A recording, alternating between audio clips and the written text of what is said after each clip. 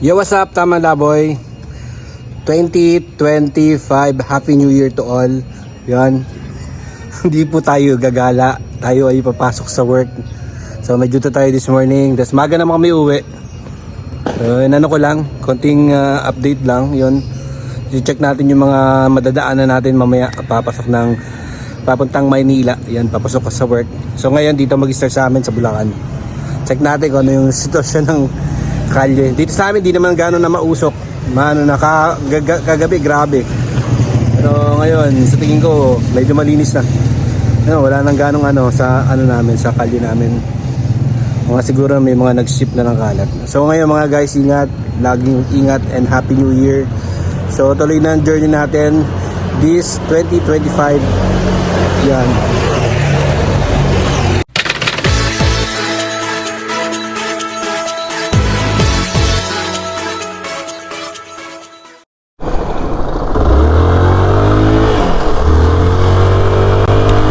Yo TLs, ayan, nakalabas na tayo ng Bunkers Village. Ayan, medyo maganda naman yung ng kalye nila. Wala nang ganong mga paputok. Even dito sa may itong along malapitan road. Ayan, diretso na ito papunta ng SM. Ayun, SM Caloocan. Dito lang ako lulusot ngayon kasi maganda rito. Maganda ang mga footage dito pag dito tayo kumuha. Compare doon pag nagbagbag tayo, ayan, nag San Bartolome. Ayan, marami kasing mga marami rin kasing mga pedestrian doon. Hindi naman tayo pwede tumakbo ng mabilis. So dito medyo maganda. At saka sightseeing na rin. At tingnan nyo naman yung kalye, napakalinis. Sabihin sa North Caloocan, yung mga ipapaputok dito, gabi pa lang nilinis na nila. Yan, mga talagang iniwasan na talaga nila yung magkaroon ng disgrasya o sunog o magkaroon pa ng aberya sa mga hindi pumutok na paputok. So yan, approaching, papunta na tayo SM. So guys, hindi tayo naglilibot linawin ko lang, hindi tayo nagtatamang laboy. Ano lang talaga to. Papasok ako ng office. May duty po ako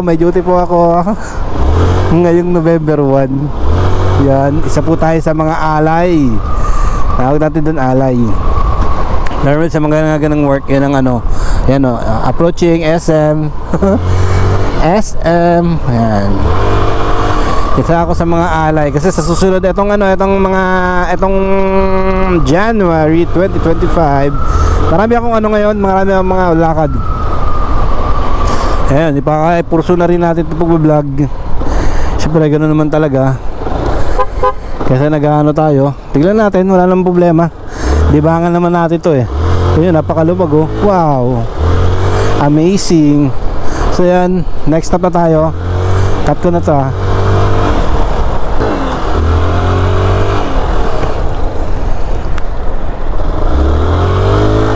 Yo, what's up guys? Yan, pa rin tayo. Nagkaroon na ng konting yung camera. Ano nangyari?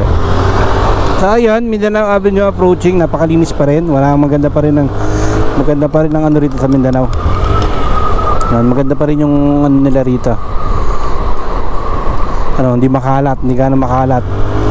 Yung talaga parang rito.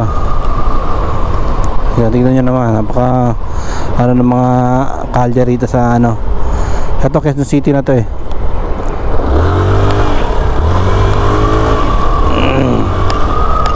So nagberde na, nagdiretso na tayo dun. Natutunan na natin, nagberde, sana abutin. Ayun, balik tayo kanina sa usapan natin. Yung kanina, yung regarding sa kasi nga ito, naka-brown nga ako. Ayan naka-brown. So meaning, sabi ngayon daw taon, ngayon daw yung parang ng swerte pag naka-brown. Yung ganun ng di man swerte. Baka lucky color of the year. Yan. So yun, nagano lang tayo, aware lang tayo na ito kasi favorite na rin. Siyempre favorite ko tong brown na to, lalo pag natutulog ako. Ito jacket ko talaga, masarap kasi malambot. So yun, ko lang, sabi ko nga, nakwento ko sa inyo na yun nga, nakita ko kagabi sa mga habang nagsimba ako, marami naka-brown. Sabi ko, ba't naka-brown? So, pag-search ko lang sa kay Google, ayan, ano nga daw, lucky color of the year this 2025. So, syempre, ano naman tayo, diba? Kagabi, pero nakablock ako. So, ngayong umaga lang ako pag-alis, tsaka lang ako nag-browse. Ito, papunta tayo ng office. Ano tayo? So, yun, sa akin naman, wala namang problema po kung naniniwala tayo sa mga ganon. May mga bagay tayo pinaniniwalaan na nagdadala sa atin ng swerte. Pero sabi ko nga, di ba, ang swerte, tinatrabaho yan, pinupukpok yan, pinupush yan. Hindi yan basta wish na gusto mo lang na na bibigay sa'yo, na isang flick lang ng daliri, isang nap lang, isang nap, na siya, naka-rebel, panis, babae pa yan, yan, may ride yata sila, itong ride ng naka Fino Fashion, Kawasaki 400, dumaan.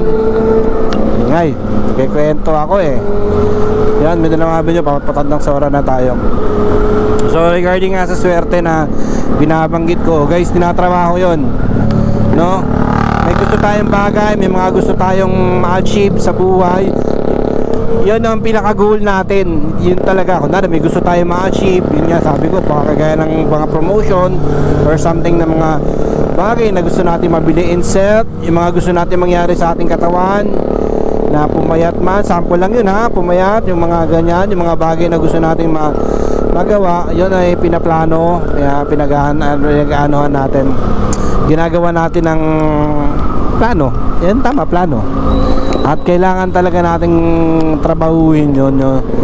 Yun talaga yung tinatawag na swerte para sa atin. Pag nagawa natin yung mga bagay na hinihiling natin. Yan. Kasi totoo, may mga pagkakataon talaga yung pagdating sa dito kontra, huwag nyo naman ako kontrahin, huwag nyo naman ako i-bash. Pagdating sa mga ganyang paniniwala, mga ganyang may mga ganyan, mga nangyari din naman sa akin na bigla akong sinerte, may biglang may hinihilingan ko na like kunwari, di ba? Na sample, sana pumasa ako sa test, sana maging ganito, sana yung di ba? Yung sana natupad, biglaan yun, mga ganun, di ba? After ng nag-grant, yung mga ganun. Siguro may mga paliwanag din naman dyan, di ba? Siguro kaya ka pumasa dahil nag-review ka, o naging handa ka lang na para alam mong makuha mo yung mga bagay na yon, di ba? Di rin masasabi na swerte yon o lucky. At tawag doon pinagsikapan mo pa rin, no? Sipag na may kasamang pukpok, yung wish mo na ginawa mo, tinanabaho mo, yun ang parang natin. So yun, hindi naman sa huwag nyo kontrahin pagdating sa mga ganyan mga kasi naman tayo, kanya-kanya naman tayo ng kung paano natin ipapaliwanag, o paano na. Ayun, ito na, EDSA na, Quezon Ave. So ayun palapit na rin tayo papuntang opisina. Umalis tayo ng 6:44. So now is 7:27. So ang bilis lang, no? Mabagal pa yung kasi minto-hinto pa ako, dami kong mga pagginawa. So yun, mabibilis ng malinis din yung kalye na EDSA. So ngayon okay pa to. pag naging normal na to, wala, yari na naman ako. Yari talaga. Tingnan nyo naman, ayan, napakaganda, yan, napakalinis ng EDSA. So yun nga, pag nagbalik ulit, pag nagbalik normal na ulit sa dati, nag-work na, pati mga pasok na estudyante, yun, ang normal na biyahe ko pagpapasok, inaabot ng isang oras, 40 minutes gano'n. Pa yun yun na yun, nasama na yung traffic pagpapunta.